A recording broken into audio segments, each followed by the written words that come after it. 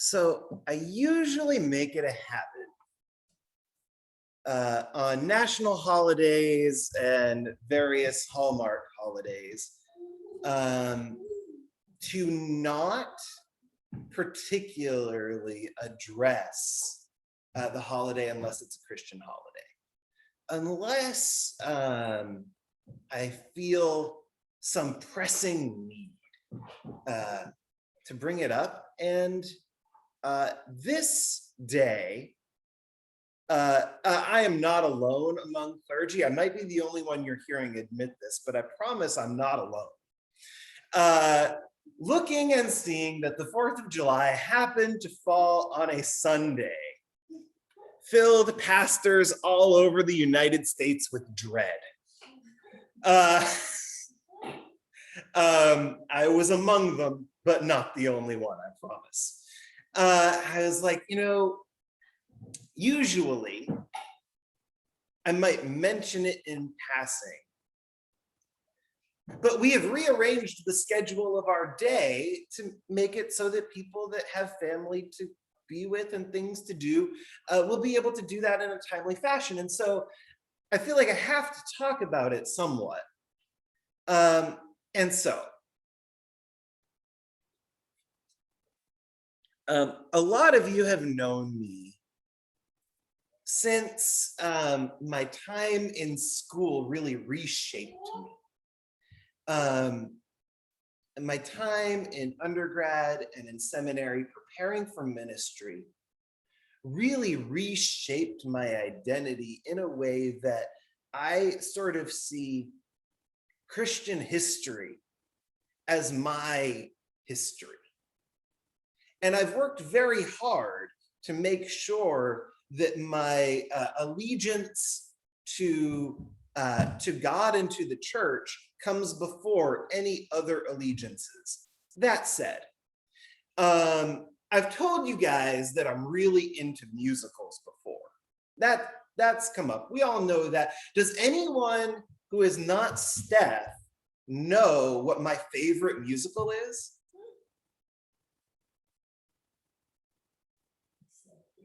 I have. My favorite musical is 1776.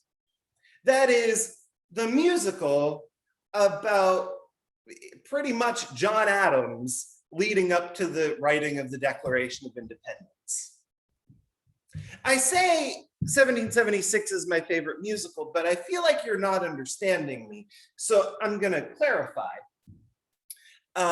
I was in Boy Scouts growing up, and I did a biking merit badge. And while I was working on this biking merit badge, I had to take several 25-mile bike trips. And so in middle school, I rode my bike from Millinocket to Lincoln several times over the course of one summer. On those trips, or at least one of those trips, I remember vividly one time that I hadn't brought music with me. And so I recited the musical 1776 from beginning to end in my head in 5th grade. Yeah, I'm a fan. And there's something about the American identity in that musical that appeals to me, the part of American heroes that appeals to me. And it's not the part that appeals to everybody, but man, John Adams in life, and particularly in that musical, was heroically obnoxious. He was in people's face all the time because he knew that he was right and wanted to make sure that everybody else knew he was right. And he was going to do whatever he had to do to accomplish what he thought was right. Make any argument, irritate any people, interrupt a vote about whether to open the windows on a hot day or not, with a motion that the United States should be independent.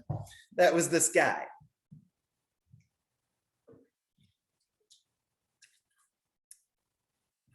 And I love that, that urgency to do what's right, that willingness to say what needs to be said. Growing up, I heard a lot of talk in church and in school and everywhere, because I'm an American and I live in America, about freedom. And I've only ever had one teacher that I could identify his politics. He was a world history teacher, and he was clarifying for us what exactly freedom means. He was like, freedom means, like, we have the Second Amendment, and what that means is that, I have the right to own whatever weapon as long as I don't bother anybody else. So, like, I could get a bazooka, and if I had a really well reinforced basement and wanted to go shoot my bazooka in my basement, the only reason that might cause a problem, or should cause a problem, is if it was loud enough that it disturbed my neighbors. That's what the Second Amendment means. I can do what I want. I can have what I want. Same guy, in an example that is more common. It was like, my freedom to swing my own fist in the air only stops where your nose starts.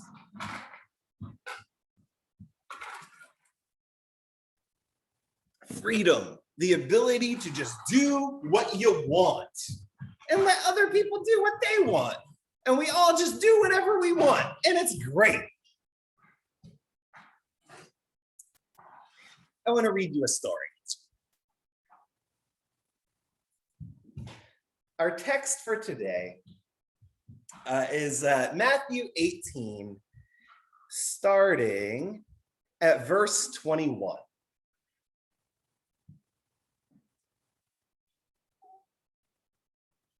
Then Peter said to Jesus, "Lord, how many times should I forgive my brother or sister who sins against me? Should I forgive as many as 7 times?" Jesus said, "Not 7 times, but rather as many as 77 times. Therefore, the kingdom of heaven is like a king who wanted to settle accounts with his servants. When he began to settle accounts, they brought to him a servant who owed him 10,000 bags of gold. Because that servant didn't have enough to pay it back, the master ordered that he should be sold along with his wife and children and everything he had, and the proceeds should be used as payment. But the servant fell down, kneeled before him, and said, 'Please be patient with me, and I'll pay you back.' The master had compassion on that servant, released him, and forgave the loan. When that servant went out, he found one of his fellow servants who owed him 100 coins. He grabbed him around the throat and said, 'Pay me back what you owe me.' Then his fellow servant fell down and begged him, 'Be patient with me and I'll pay you back.' But he refused. Instead, he threw him into prison until he paid back his debt. When his fellow servants saw what happened, they were deeply offended. They came and told their master all that had happened. His master called the first servant and said, 'You wicked servant, I forgave you all that debt because you appealed to me. Shouldn't you also have mercy on your fellow servant, just as I had mercy on you?' His master was furious and handed him over to the guard responsible for punishing prisoners until he had paid off the whole debt. My heavenly Father will also do the same to you if you don't forgive your brother or sister from your heart." The word of the Lord. So the amounts of money that we're dealing with here, I had always heard this described as one guy owed like a lot and the other guy owed like pennies. I was actually looking through a commentary that broke it down in a way that that finally made it concrete for me, or as concrete as numbers this big can get. The first servant who was forgiven in this translation, 10,000 bags of gold. The amount of money that we're talking about is roughly equivalent to 60 million days' wages. 60 million days. And I couldn't really wrap my head around 60 million days' wages. Like, I mean, I know what that number looks like, but I'm not quite sure what that is. And so I did some math. That is 164,383 and a half days. Years, sorry. 1,064,383 and a half years wages. That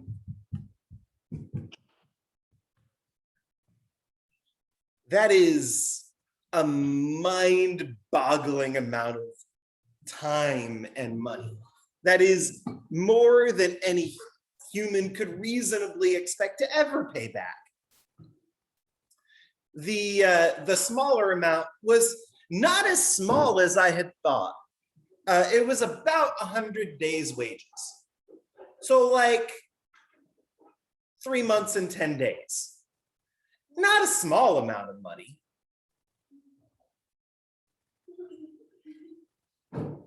And so we have this person who has been freed from a debt that he could not possibly ever repay.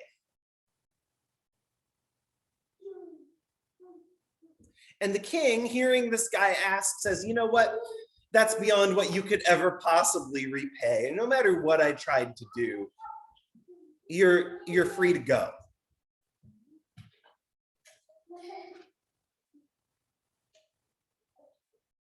And this person goes and then sees a person who owes him not a small amount of money.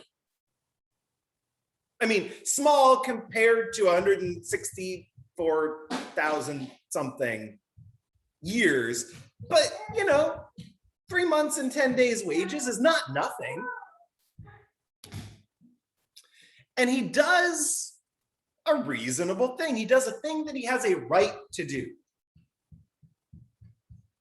He absolutely has the right to demand that this person repay their loan.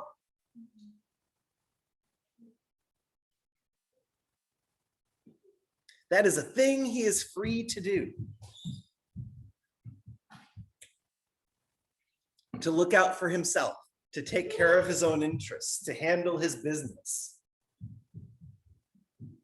Or at least you would think that's a thing that a person has a right to do. But the king calls him back as soon as he hears how this person used the freedom that they were given. Because as it turns out, this king had an expectation about how the freedom that he had given would be used. It is not the freedom to shoot a bazooka in your basement, as long as you don't bother your neighbors. It is not the freedom to go around swinging your fists, just, being real careful of people's noses.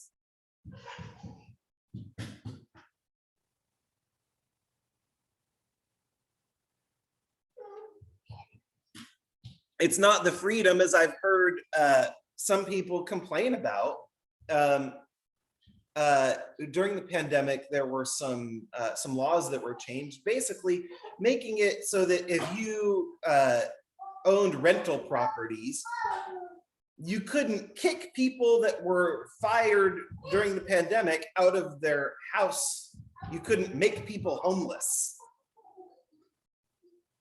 Even though it was your right to receive rent. I heard Christians complain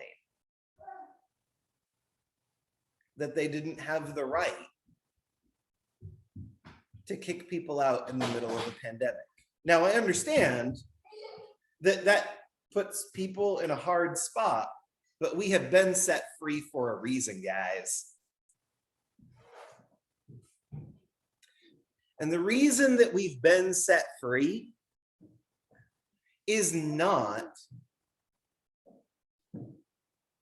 to take care of ourselves. We have not been set free just to look after our own interests. We haven't been set free to do whatever we want. We have been set free specifically for the purpose of freeing others. Specifically for the purpose of bringing the good news of the gospel to other people. And the good news of the gospel includes that Jesus offers to free you from your sins. It starts there and continues with us pouring out our lives for other people, sharing with them not just the knowledge, but giving forgiveness ourselves, by actually helping, by being the people in the world that God has called us to be.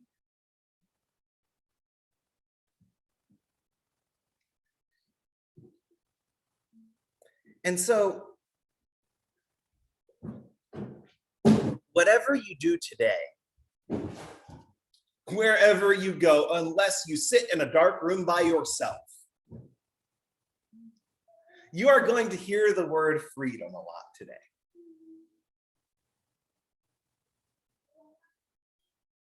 As you hear it, I want you to think carefully, because it is easy to build an idol that is the freedom to do what I want, no matter what the cost to others. Who cares? It's my freedom. They have their freedom. They can go do their thing. They're not my responsibility. The freedom that we receive from Christ as a gift is not a freedom from others. It is a freedom for others. We are freed to participate in the task of continuing to free others.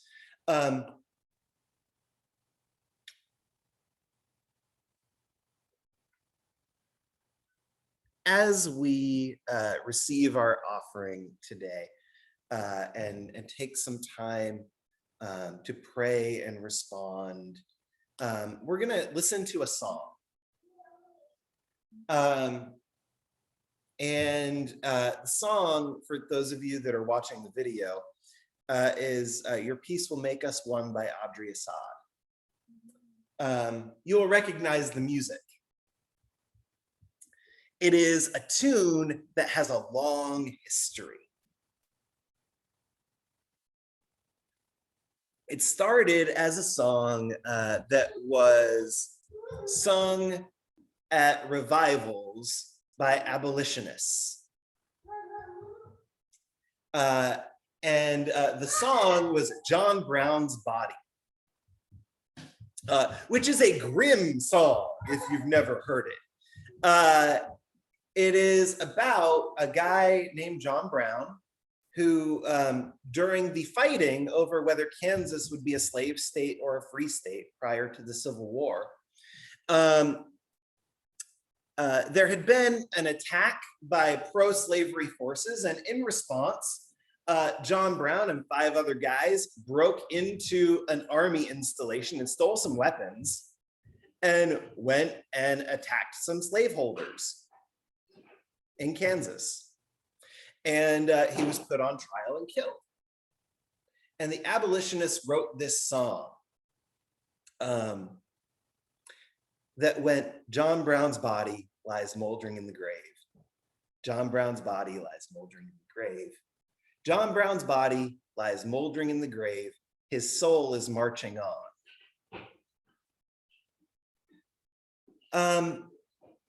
As the Civil War started, there was a song that became popular, became known as the Battle Hymn of the Republic.